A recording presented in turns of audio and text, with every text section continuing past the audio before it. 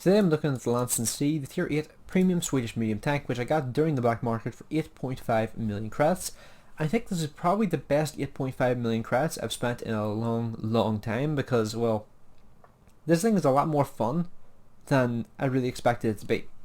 Because it has a 320 alpha damage gun, 7.7 second reload with my setup. I do have brothers in arms, but I do actually have a fairly weak crew other than that, because I only have 77% repairs, I don't have CF stowage, and I don't have 6 cents either. So my crew is actually fairly weak in a lot of ways, but the tank itself just seems to make up for that.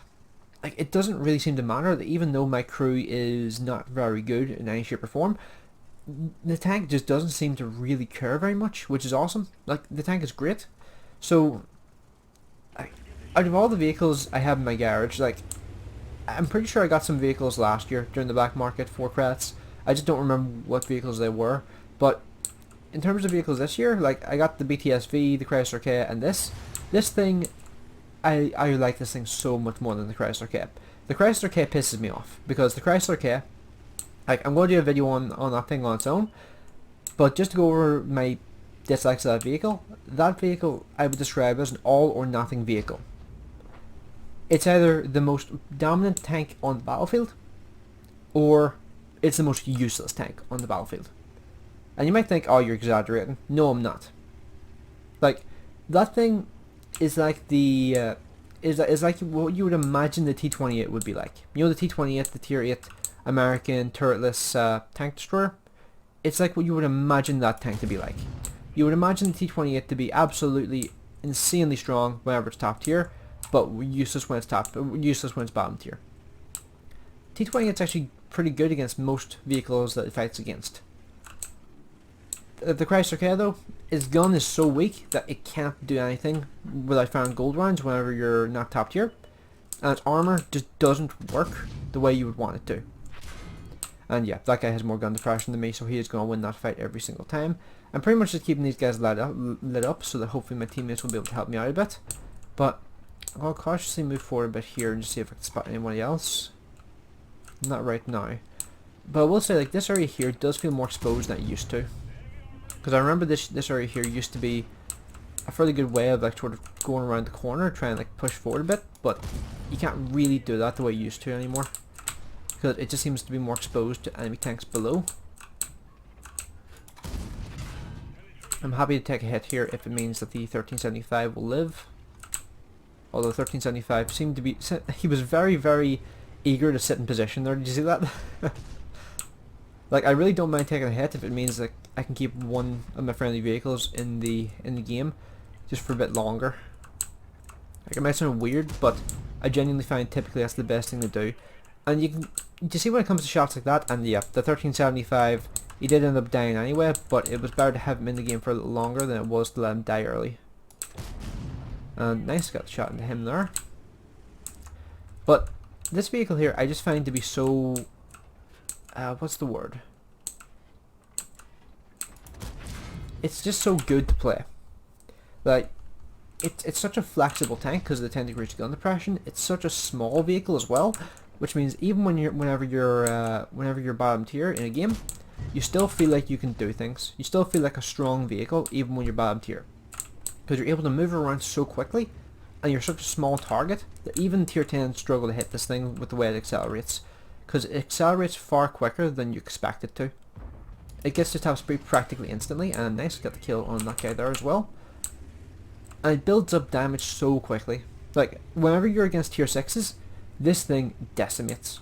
Like, as long as you don't put yourself in a situation where you're getting shot by KV2s, which is obviously like a really bad idea in this tank, because KV2s will destroy you. But against tier 6s will damage you with every shot they fire, but you can absolutely destroy them if you put yourself in a situation where you're able to dictate the speed of combat. Because if you're allowing a tier 6 to rush you, they will rip you to pieces. They will destroy your modules, and they will just tear you to pieces because they have a far faster rate of fire in general.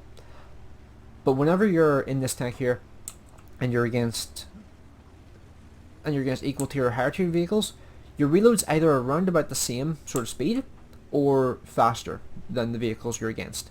Like, this thing here's reload is faster than the M4 Revelries, and against heavy tanks, I think you're pretty much always going to have a faster reload.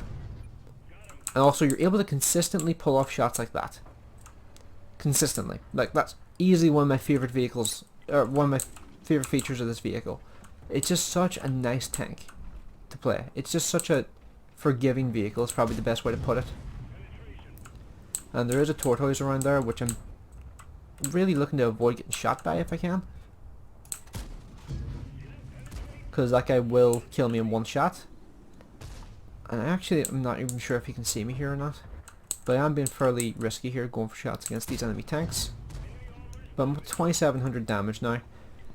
The tortoise is the last vehicle remaining. But what direction is he facing? I think he's facing towards me, but the thing is he has such a wide gun arc. It makes it really tricky to really fight against. Unless I do this. And now let's try and pump shots into his track, keep him tracked, and also do some damage.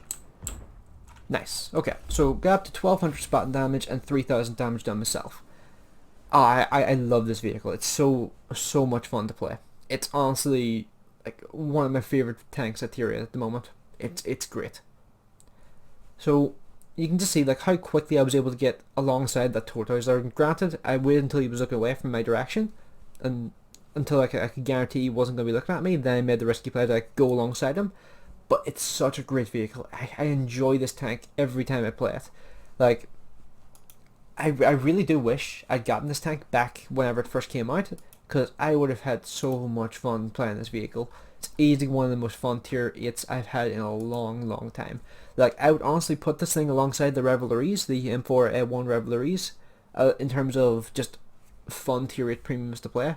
Now, I will say, you have to enjoy like higher alpha damage gameplay in order to really get the most from these machines.